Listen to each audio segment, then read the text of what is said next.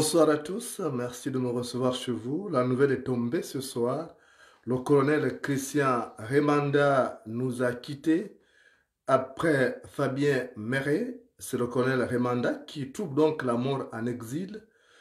Christian Remanda était un de ces vaillants soldats de la marine nationale.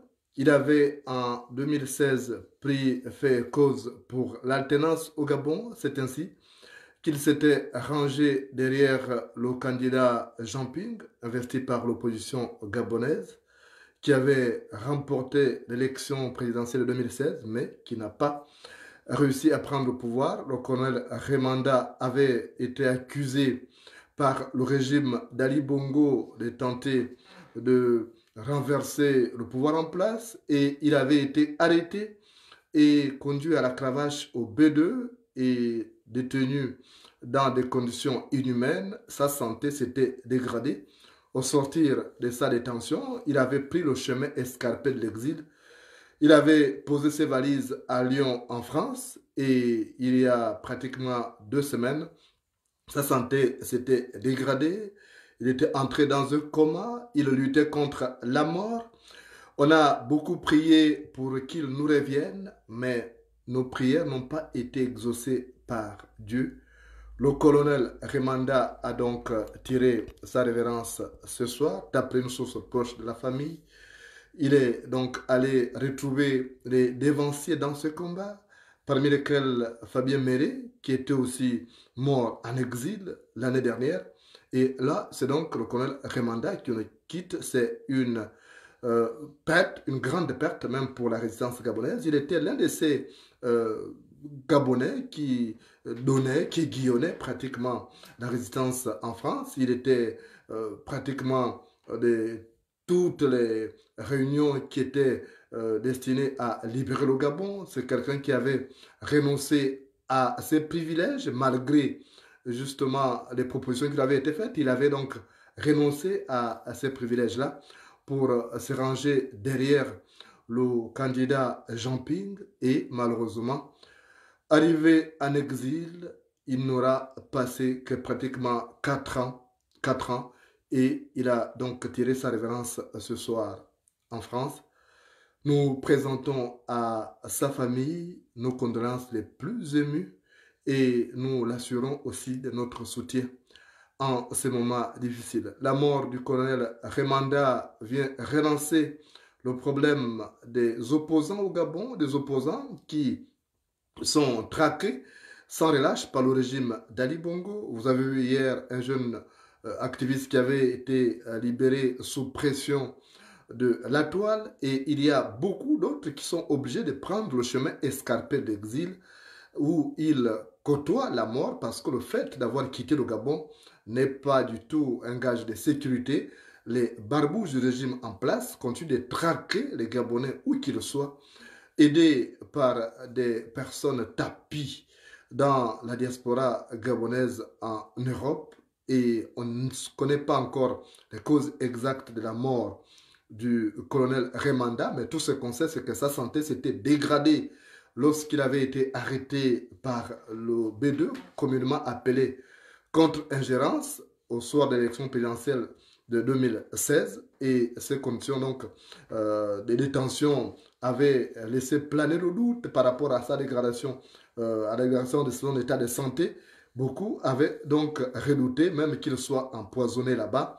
Et au sortir donc du B2, il avait pris le chemin de l'exil. Il vivait donc en France, aux côtés de ses proches. Il se faisait discret ces derniers temps parce que, naturellement, sa santé ne lui permettait plus d'être au devant de la scène. Mais tout ce qu'on sait, c'est qu'il était parmi des personnes qui aiguillonnaient les jeunes résistants et qui appelaient aussi à tempérer. C'est un sage que nous perdons donc dans cette résistance, un coup dur. Et lorsque survient un deuil comme celui-là, on se pose souvent la question à qui le tour prochainement, quand on sait que le régime d'Ali Bongo est déterminé à en découdre avec tous ceux qui veulent en finir avec lui. Et c'est donc une volonté affichée par les autorités gabonaises, celle de combattre les Gabonais où qu'ils soient. Encore nos condoléances à la famille du colonel Christian Remanda, un vaillant soldat, quelqu'un qui a assumé ses convictions jusqu'au bout sans vouloir renoncer à ses idéaux. Et pourtant, d'autres officiers supérieurs avaient été rappelés par Ali Bongo pour repartir à la mangeoire, mais lui, il était resté sur ses convictions, attachant du prix à la libération du Gabon. L'information continue sur Facebook et YouTube.